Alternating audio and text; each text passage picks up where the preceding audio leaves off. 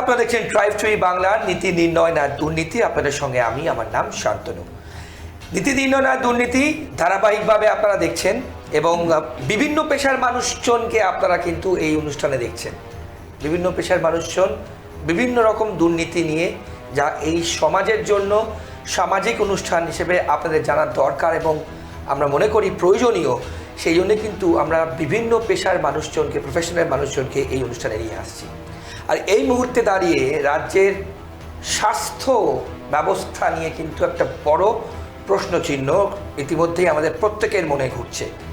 কেন স্বাস্থ্য নিয়ে বললাম? শুধু যে স্বাস্থ্য তা নয়, স্বাস্থ্যে প্রচুর দুর্নীতির চারিদিকে হচ্ছে, আমরা আপনাদের সামনে তুলে ধরছি।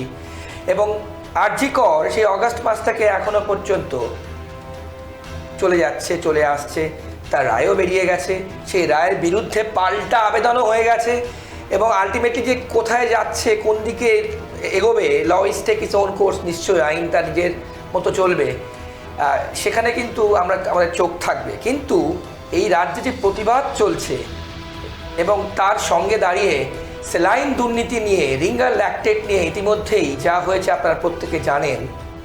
একজন বাচ্চা তার মাকে হারিয়েছে, মার মুখই দেখতে পায়। দায়ী কে এবং কেন, কোন জায়গায় দুর্নীতি, আমরা কিন্তু চেষ্টা করছি এই আমাদের এই অনুষ্ঠানের মাধ্যমে আপনাদের সামনে তুলে ধরতে।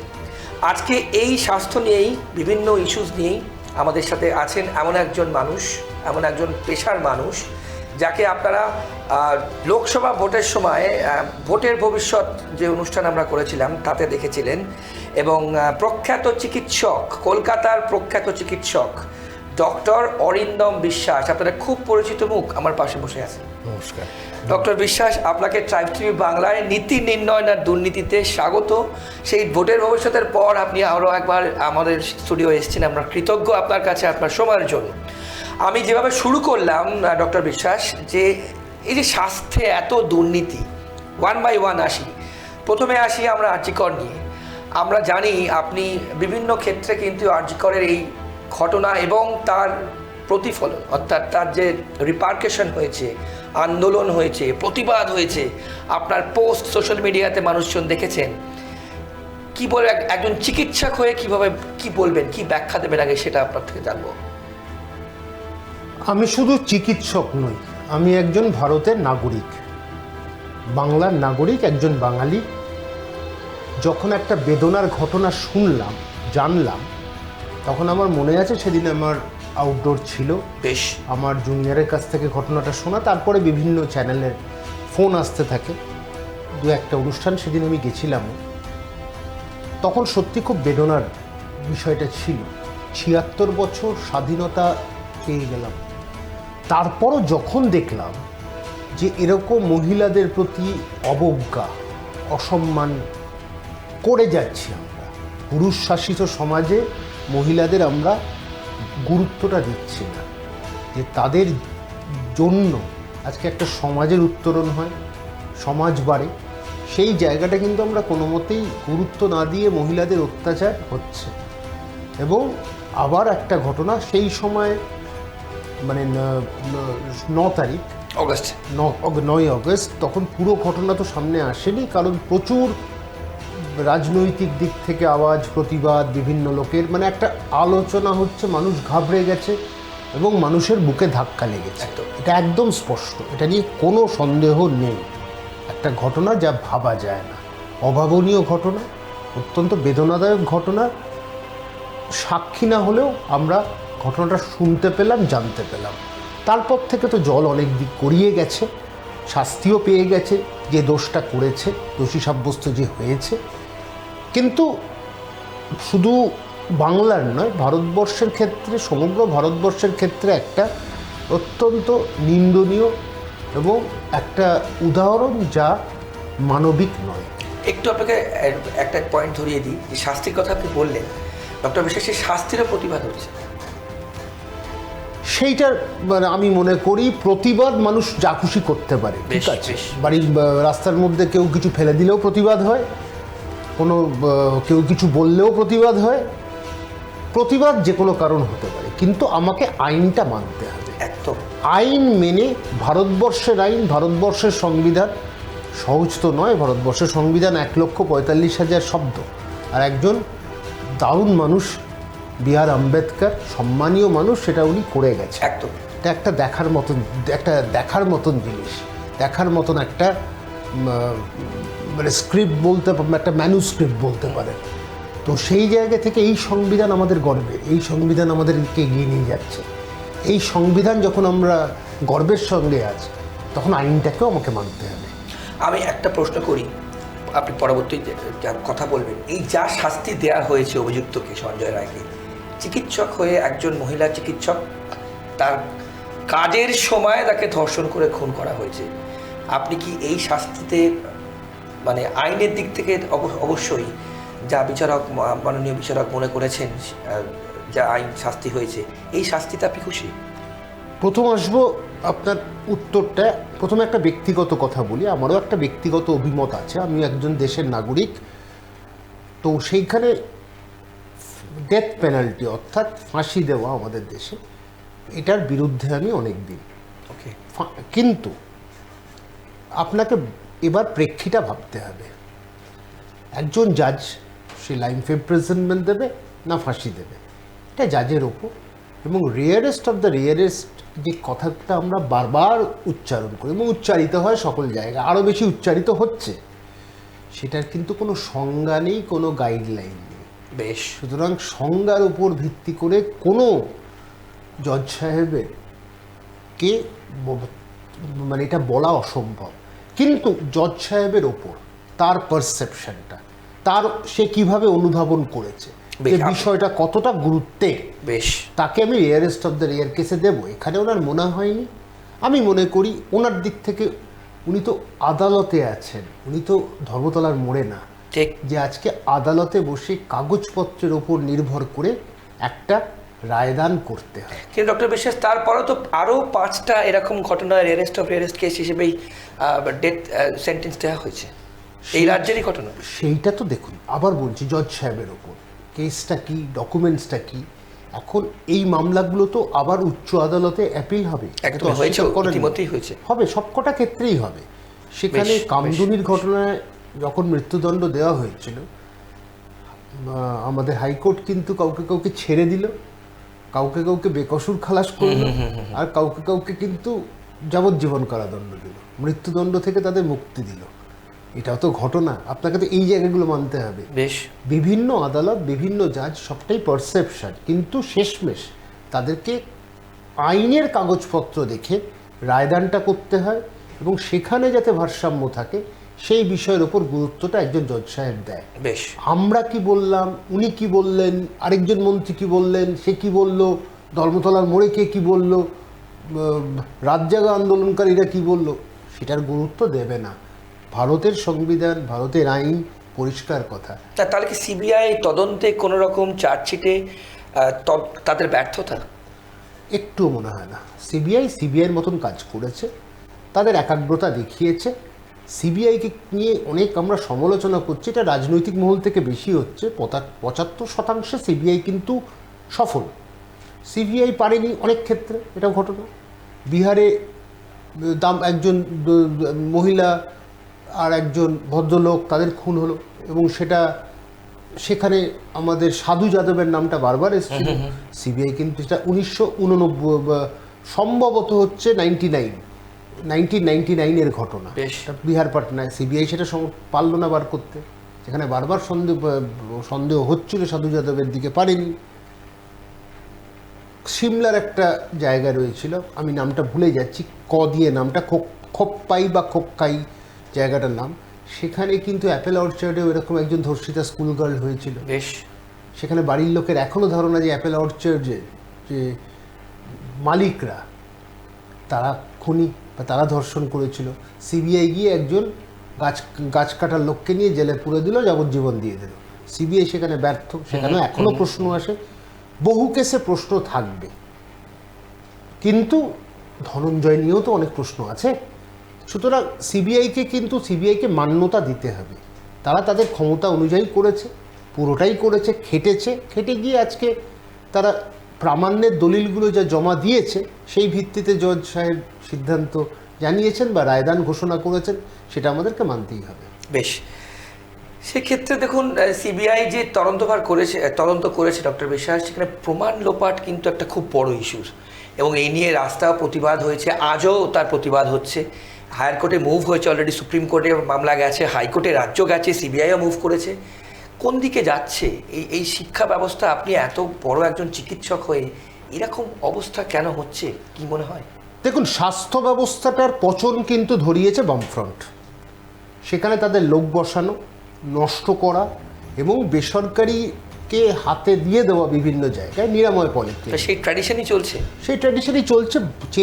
এটা 34 বছরের একটা খারাপ দিক, ছাপটা খুব সহজে মুছে ফেলা যায় না, কিন্তু চেষ্টা করা যেত। মুশকিলটা হলো এক শ্রেণীর ডাক্তার যারা বামফ্রন্টকে শেষ করেছিল, কারণ তারা রাজনীতির সাথে জড়িয়ে গিয়ে স্বাস্থ্য ব্যবস্থায় রাজনীতি এনেছিল। বেশ এবার তারা কেউ কেউ পাল্টি খেয়েছে, আর কেউ কেউ আছে আবার তৃণমূলের নতুন ডাক্তার দাদারা চলে এলো। তারা নেতৃত্ব, একমাত্র তাদের কারুর ধান্দা ছিল নিজের পরিবারটাকে ঠিকঠাক করব। তো সেই জায়গা থেকে নিজের ধান্দাটা, তৃণমূলকে ভালোবেসে না, নীতিকে ভালোবেসে নয়, সরকারকে সাহায্য করার জন্য নয়, পুরোপুরি নিজের ধান্দাটাকে মেটানোর জন্য তারা তৃণমূলের সাথে যুক্ত হয়ে তৃণমূলকে শেষ হয়ে এরা করে দেবে। কিন্তু এরা যখনই ছিল, স্বাস্থ্য ব্যবস্থার ভালো আর হওয়ার কোনো সম্ভাবনা ছিল না। একটা হচ্ছে ট্রান্সফার পলিসি। 18 বছর 19 বছর ধরে এক এসএসকেএমে বসে আছে, কারুর কাজ এসএসকেএম থেকে বেরিয়ে শেক্সপিয়ার সরণিতে একটা হাসপাতালে যাওয়া, তারপর ওখান থেকে গিয়ে একটা চ্যানেলে ঢোকা। এরকম আছে, কিছু ডাক্তার রয়েছেন তাদের ট্রান্সফারই হয়নি। তাহলে আমার সরকারি পত্রে তুমি স্বাক্ষর করেছো, ট্রান্সফার তোমার হওয়ার কথা। মেদিনীপুরের মানুষও তো তোমার জন্য অপেক্ষা করছে, পুরুলিয়ার মানুষও তো অপেক্ষা করছে তোমার ডাক্তারিটা দেখার জন্য। তো ডাক্তার সব মানুষের জন্য, সব মানুষের, তো কোনো শ্রেণীর জন্য নয়। তার উপর তুমি সরকারি, তুমি আজকে বেসরকারিতে নেই যে ট্রান্সফারের ব্যাপার নেই, তোমাকে সরকারি জায়গায় তোমাকে ট্রান্সফারটা মেনে নিতে হবে। একদমই। সেখানে তো সারা পশ্চিমবঙ্গে অপেক্ষা করছে মানুষ, সেখানে তুমি খালি একটা এসএসকেএমে বসে আছো। সেখানে সেই পলিসিগুলো শেষ করেছে, এখানে করাপশন হয়েছে। সুতরাং কিছু ডাক্তার নেতা, তৃণমূল নেতা, এরা নষ্টটা করে দিয়ে চলে গেছে। একেবারে বাম আমলের যা ঘটেছিল, এরা রেপ্লিকাটা এদের করেছে, তৈরি করেছে, তারা করে স্বাস্থ্য ব্যবস্থাটাকে নষ্ট করেছে। ডক্টর বিশ্বাস, একটা কথা আপনাকে জিজ্ঞেস করি, এই যে ধরুন আমরা 2024 অগস্ট রাজি করে ধরি, 2025 প্রায় আমরা ফেব্রুয়ারি কাছাকাছি চলে এলাম, এক বছরেরও একটু সময় বেশি ভোট, তারপর কোনোটা জায়গায় এই পলিটিক্যাল এজেন্ডা চলে আসছে। আমার মনে হচ্ছে যত দিন যাচ্ছে 2026 বিধানসভা নির্বাচন, সেখানে কি আপনার মনে হয় যে এই এজেন্ডা একটা প্রাইম এজেন্ডা হিসেবে সামনে আনবে বিরোধীরা? এবং এই স্টুডিওতে বসে বিরোধীরা, বিভিন্ন দলের নেতা এবং নেত্রীরা, বিজেপি, কংগ্রেস, সিপিএম, এই অনুষ্ঠানে এসেই আমাকে এবং দর্শকদের বলে গেছে তৃণমূল বিজেপি সেটিংয়ের জন্য সিবিআই আজ যেভাবে শুরু করেছিল সেভাবে শেষ করতে পারল না। বলুন। দেখুন, আমাকে গণতন্ত্রে আইনটাকে মানতে হবে। সিবিআইকে আমি যা খুশি বললাম, এটা হতে পারে না। তোমার যদি মনে হয় কেউ মালদ্বীপে লুকিয়েছিল, বলো তার নাম। কেউ নেপালে লুকিয়েছিল, বা একটা কথা খুব শোনা গেছিল মাঝখানে, জানবেন যে সে মুসলমান বলে সে পালিয়ে গেছে দুবাইতে। মমতা বন্দ্যোপাধ্যায় সেই নামটা মুসলমান সমাজকে খেপিয়ে দেবেন না, তাই জন্য মমতা বন্দ্যোপাধ্যায় বলছেন না বা চাইছেন না। বেশ, এরকম এত মিথ্যাচারিতা হয়েছে না। সোমা মাসির গল্প আপনি কেউ বাকি নেই, সোমা মাসির গল্প শুনেছি। তারপর হচ্ছে প্রত্যেকটা জায়গায় মিথ্যে কথা, নিজেরা স্বাক্ষর করে এসছে পোস্টমর্টম ঠিক আছে, পোস্টমর্টম ঠিক হয়নি, মিথ্যে ছিল তো। কিন্তু আমরা এই মিথ্যেটাকে জায়গায়, এমন একটা ইস্যু যেখানে সাধারণ মানুষ খুব মানে ভীষণ বেশি দুঃখ পেয়েছিলেন, সেই জন্য সাধারণ মানুষ আজকে কিন্তু 14 তারিখ রাস্তায় নামতে বাধ্য হয়েছিলেন, নেমেছিল না। তা আমরা কোনোদিন জানতাম না, রাত দখল কোনো আইডিয়াই ছিল না আমাদের, মানে দর্শকরাও হয়তো কোনোদিন শোনেন। এটা বিদেশ থেকে আমদানি করা, কিন্তু মানুষ নেমেছিলেন তো প্রতিবাদ করতে, সেখানে কিন্তু সাধারণ মানুষ একদম। এটা 7 দিন ছিল। এই যে মানে একটা আবেগ, দুঃখ, বেদনা, বিস্ফোরণ বলতে পারেন, ভয়, সেইটা মানুষের মধ্যে একটা বিস্ফোরণ হয়েছিল 7 দিন। তারপরে কিন্তু বিভিন্ন সময় রাজনৈতিক নেতারা নিয়ে নিল আড়ালে, তারা আড়ালে খেললে, কিছু সিনিয়র ডাক্তার, ধান্দাবাজ ডাক্তার, তারাও নামলো বাজারে। যাদের পাসটা খুব শেডি, এইটা আবার ডক্টরস ফোরাম টোরাম আছে, এইটা মানে একেবারে ক্যাপিটালিস্ট কিছু ডাক্তাররা এদের নেতৃত্ব দেয়। সাধারণ মানুষের কথা এদের তাদের বেশ কিছু মানুষজন আমাদের স্টুডিওতে এসেছে। আসুক, কিন্তু একটা কথা বলি, মুখোশ দেখে আমার লাভ নেই, আমি মুখোশগুলোকে চিনি। বেশ, ঠিক আছে, আমি সামনে পরিষ্কার কথা বলি, এদেরকে নামতে দেখবেন না, বিলগুলো হাসপাতাল বাড়লে এরা রাস্তায় নামে না, টপ টপ টপ টপ করে সবকে বল টানে। কিন্তু ঘটনাটা হচ্ছে এরা একেবারে এই ইস্যুতে নামলো। সাধারণ মানুষ যখন অসুবিধায় পড়ে, এই ইস্যু এবং তার সঙ্গে হচ্ছে সেলেন কেলেঙ্কারি, আমি সাংঘাতিক অন্যায়, যখনই রাজনৈতিক বিষয়, কিন্তু এদেরকে সাধারণ মানুষের অসুবিধার স্বার্থে ঠিক তারা কেউ কথা বলে না, তাদেরকে শুনবেন না, কারণ ওই ফোরাম টোরাম একেবারে ক্যাপিটালিস্ট ডাক্তাররা ভরে গেছে, ভরুক। কিন্তু এদের দ্বিচারিতা দেখে আমি আমার প্রথম দিন থেকে একটা কথা, আমি একটা জায়গাতেই ছিলাম, আপনি ফেসবুকের কথা বললেন, পরিষ্কার কথা, আইন যেভাবে চলছে, সিবিআইয়ের তদন্তকে আমাকে মানতে হবে। 4 দিনের মধ্যে সিবিআই হাতে পেয়েছে, সিবিআই যেভাবে করছে, তোমাদের গল্প, তোমাদের সোমামাসির গল্প শুনে আমার কোনো লাভ নেই। আপনারা দেখিয়েছেন, আপনারা নিরপেক্ষতা বজায় রেখেছেন। আর একটা কথা বলি, স্বাস্থ্য ব্যবস্থাটাকে ভিত্তি করে নির্বাচন হয় না। বেশ 2025 এরপর 2026-এ আমরা তো উপনির্বাচন রাজ্যকর ইনসিডেন্টের পরই হয়েছে। হ্যাঁ, 3% হলো। ব্যাপারটা পরিষ্কার কথা কি, বাম, অতিবাম এবং তৃণমূলের একাংশ আর আড়ালে আড়ালে বিজেপি খেলেছে, এটা তো অস্বীকার করার নেই, খেলেছে। কিন্তু বিজেপি সামনে আসেনি, ওরা দেখিয়েছে, অভিজিৎ গাঙ্গুলিকে সরিয়ে দিল, অগ্নি মিত্রাপালকে উল্টোপাল্টা বলছে। কি একজন ভদ্রমহিলাকে তুমি বলছো উল্টোপাল্টা, একজন বিধায়িকা সে, একজন এমপি সে, তাকে উল্টোপাল্টা বলছে, কিন্তু সিপিএমের নেতারা ঢুকে গেছে, তাতে অসুবিধা হয়নি। তারপর যত রকম মানে এক কথায় ছোট লোকের আর দেশবিরোধী স্লোগান, আজাদি, what do you mean by আজাদি? আজাদি তো আমরা 76 বছর আগে পেয়েছি, এইচবি বাস স্ট্যান্ড যাদবপুরে, আপনাদের সেই আজাদি মনে থাকবে, মানে তারপরে কাশ্মীর মাঙ্গে আজাদি, আরে কাশ্মীর এমনি আমাদের মোড়ে উঠেছিল, আর খালি বাকি রয়েছে পাকিস্তান অকুপাইড কাশ্মীর, ছিপ ফেললে উড়ে আসবে দেশটা। তো সেইখানে তাদের নিয়ে এত ভালোবাসা, আজাদি, what do you mean by আজাদি? তারপর হচ্ছে তুমি একটা পার্টির ফ্ল্যাগ পোড়াচ্ছ, পুড়িয়েছ, তুমি ওখানে আন্দোলন করতে গেছো তিলোত্তমা, রাত জাগতে গেছো একজন মহিলার কথা ভেবে, সেখানে গিয়ে ফ্ল্যাগ পোড়াচ্ছ। ছোট লোকামিগুলোকে দেখে না, ধ্যাসটাবুগুলোকে দেখে, দ্বিচারিতাগুলো দেখে সাধারণ মানুষ সরে গেছিলো, বাবা বলছিল সব একেবারে বুড়ো ভয়রা এসছে, বামের আন্দোলন এটা। কিন্তু এত আন্দোলন করলো, বুঝেনি যে স্বাস্থ্যকে ঘিরে কোনো নির্বাচন জেতা যায় না। এটা আমাদের মানে এটা হয় না কোনো দেশে, কোনো দেশে।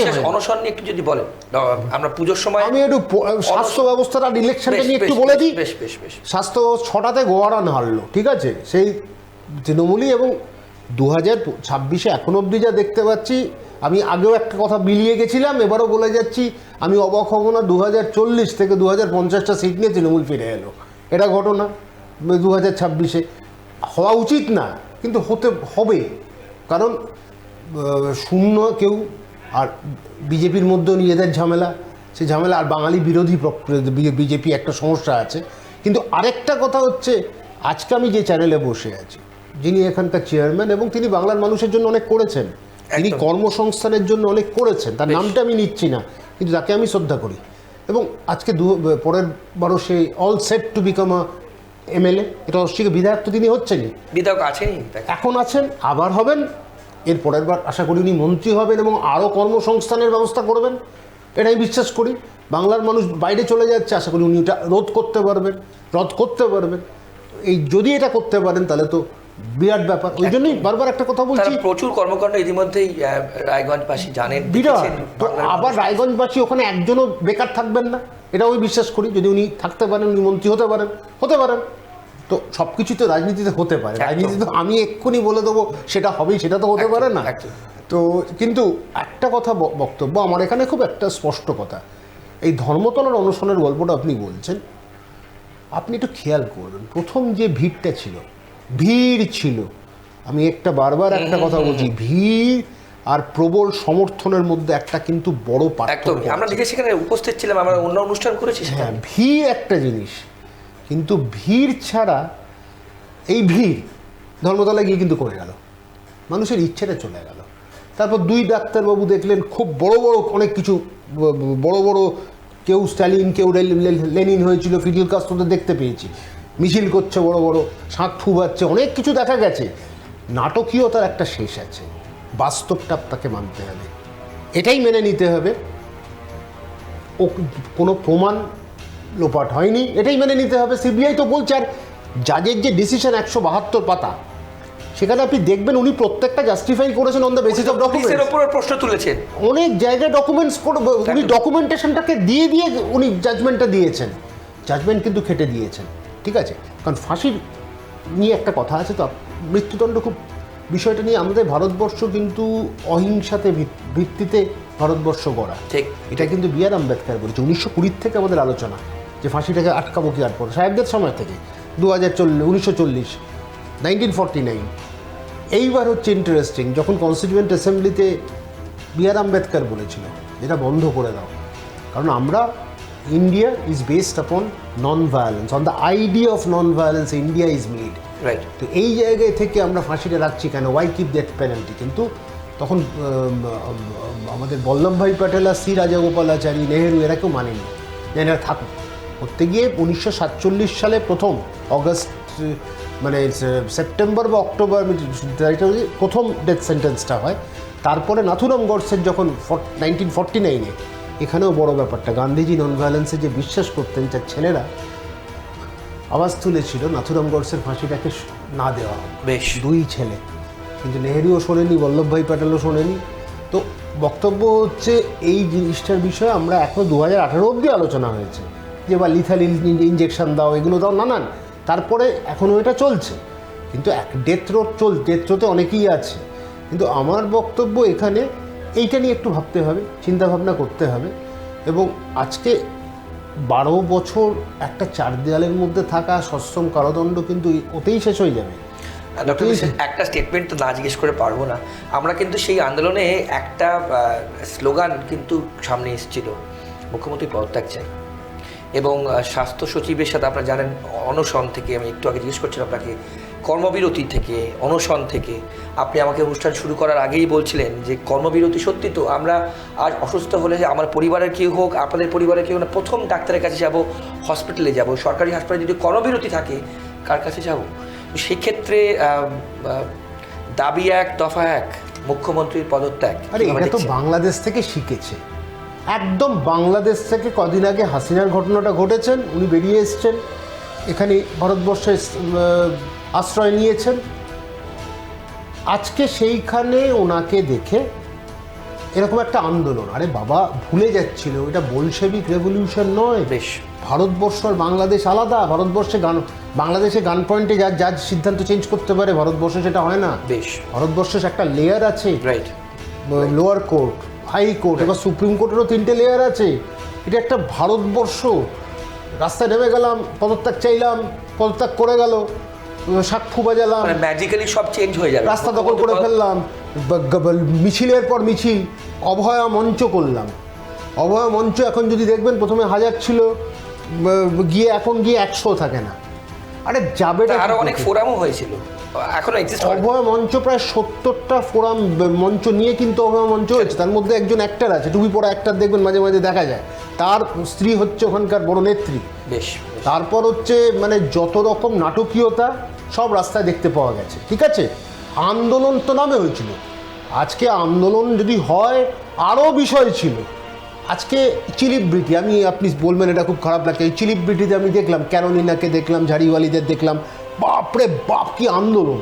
কিন্তু আমার বক্তব্য হচ্ছে এই চিলিব্রিটিরা হাঁসখালিতে গেছিল, কোমর ব্যথা হয়ে যেত তো। আরে কলকাতার মধ্যে আস্তে আস্তে এসি গাড়ি থেকে নেমেছে, ঘামটা মুছেছে, বক্তব্য রেখেছে, আবার এসি গাড়িতে ঢুকে গেছে। এক একটা পার্ট মিস করলেন, সানগ্লাসটা, সানগ্লাস, ঘামটা, ওই বক্তব্য রাখা। তারপর হচ্ছে এরা কারা, এরা রোলই পায় না, ওই মাঝে মাঝে দু একটা সাপোর্টিং রোলে দেখা যায়। আর তো সেরকম নাম করা কেউ আসেনি, আসতেও চাইবে না, কারণ সবাই বিরক্ত হয়েছে। ঘটনাটা অত্যন্ত নিন্দনীয়, বিরক্তিকর, বেদনাদায়ক, কিন্তু নাটকীয়তা যেন না থাকে। নাটক করে কি হলো, আজকে কিন্তু অনেকগুলো ইস্যু ক্লাবড হয়ে গেল তিলোত্তমার সাথে। বেশ, এই ক্লাব করে গিয়ে তিলোত্তমার ইস্যুটা কিন্তু অনেকটা পিছিয়ে গেল, ব্যাক বার্নারে চলে গেল। করতে গিয়ে এই মজার খেলা খেলতে গিয়ে মানে নিজেদের ধান্দা করতে। এটা কি লেনিনগ্রাড? যা আছে এটা কি স্ট্যালিনের রাজত্ব? আমি মেডিকেল কাউন্সিল দখল করবো, মানে মেডিকেল কাউন্সিল দখল করবো। তুমি ইলেকশন হোক, প্রপার হোক, তোমরা হেরেছো, তোমাদের পছন্দ করে না, মুখ দেখলে তোমাদেরকে বিরক্ত লাগে, এটা ঘটনা। আমি তো জানি এই মুখগুলোকে। তো আমার বক্তব্য হচ্ছে তোমাদের জন্য কোনো সিম্প্যাথি ছিল না, সিম্প্যাথি ছিল তিলোত্তমাকে। আজকে যে 4 কোটি 5 কোটি যা উঠেছে এটা আপনিও জানেন, এটা কিন্তু তিলোত্তমাকে কেন্দ্র করে। আমি স্বাস্থ্য ভবন দখল করতে, পদত্যাগ করতে 50% লোক 1 টাকাও দিত না, ঘুরেও তাকাতো না। একমাত্র তিলোত্তমা বলে, আমি আবার বলছি, 50% মানুষের মধ্যে একটা ইমোশন ছিল আর সেন্টিমেন্ট। খুব স্বাভাবিক, তারা টাকা দিয়েছে, একদম। অনেক ডাক্তারি সংস্থা দিয়েছে, তারা ইমোশনে দিয়েছে। তারা কিন্তু সরকারকে ফেলার দায়িত্ব করেনি, এটা ইমোশন। যদি একটা আন্দোলন হোক ঠিক আছে, কিন্তু শেষমেশ সবারই বোঝা উচিত ছিল এটা বামেদের আন্দোলন, অতি বামেদের আন্দোলন, এবং এক শ্রেণীর অতৃপ্তি আত্মা যে তৃণমূলের মধ্যে আছে তাদেরও আন্দোলন ছিল। ডক্টর বিশ্বাস, আমাদের সময় কম, আচ্ছা, খুব কম সময়ের মধ্যে, যদিও সেই পার্টটা নিয়ে আমরা অন্যভাবে বিস্তারিত পরে আলোচনা করব। পশ্চিমবঙ্গ ফার্মাসিউটিক্যাল, আমি অনুষ্ঠানের শুরুতেই বলেছিলাম যে সেলাইন কেলেঙ্কারি, এক কথায় খুব ছোট করে সংক্ষেপে, আমার সময় একদম নেই হাতে, এটাকে কীভাবে ব্যাখ্যা করছেন? দেখুন, আমার একটাই মনে পড়ছে, মজবুর বলে একটা অমিতাভ বচ্চনের সিনেমা ছিল, প্রাণ অমিতাভ বচ্চন, মানে दारू का बोतल में पानी क्यों मिलाते हो माइक, তারপরেই মাইকেল দারু পিকে দঙ্গা করতা है फिर ना कहना। তো ঠিক সেরকমই হয়েছে যে ওষুধের মধ্যে যদি জল ভেজাল ভেসাও, মানুষের মৃত্যু হবে, এটা ঘটনা। এটা করতে দেওয়া উচিত হয়নি। পশ্চিমবঙ্গ ফার্মাসিউটিক্যাল মুখ্যমন্ত্রীকে খুশি করতে, মুখ্যমন্ত্রী কিন্তু চেয়েছিলেন এটা ভালো মতন একটা ওষুধ কোম্পানি আসুক। মুখ্যমন্ত্রীর কিন্তু কোনো এখানে মানে যোগাযোগই নেই, জানতেনই না। তাকে আজকে ফাঁসানো হলো। এই 3টে বদমাইশ যারা রয়েছে, নরেশ আগরওয়াল, এই মলয় ঘোষ, এসব নামগুলো আসছে, আমার বক্তব্য এদের বিরুদ্ধে কড়া সাজা ঘোষণা, মানে এদেরকে ধরে একেবারে ভালো করে একদম ধোলাই দাও শ্রীঘরে করে, মুখগুলো বার করো, কারায়ের মাপ পেছনে আছে। এবং একেবারে পরিষ্কার কথা হচ্ছে, এদের মানে কারাদণ্ড শুধু না, দৃষ্টান্তমূলক শাস্তি দাও, যাতে এদের জন্য মানুষের মৃত্যু হয়েছে, এরা মৃত্যুর জন্য দায়ী। বেশ, অনেক ধন্যবাদ আপনার সময় জন্য ডক্টর বিশ্বাস। এবং আপনাদের সামনেই নির্বাচন আসছে, আমাদের আরও অনেক অনুষ্ঠান আসছে, আপনাকে কিন্তু এখন থেকেই তার আগাম আমন্ত্রণ জানিয়ে রাখলাম। ধন্যবাদ আপনার সকলকে অসংখ্য ধন্যবাদ। আশা করি আমরা আজিকর নিয়ে ম্যাক্সিমাম এপিসোডের এই পর্বটা আপনারা দেখলেন, অনেক তথ্য জানলেন, অনেক অজানা ইনফরমেশন, তথ্য কিন্তু আমরা আপনাদের সামনে, ডক্টর বিশ্বাস আপনাদের সামনে শেয়ার করলেন। আশা করি আপনাদের ভালো লাগবে এবং এইভাবেই নীতি নির্ণয় আর দুর্নীতি চলতে থাকবে। আর আপনাদের চোখ থাকুক ট্রাইব টিভি বাংলার পর্দায়। ভালো থাকবেন, শুভরাত্রি, নমস্কার।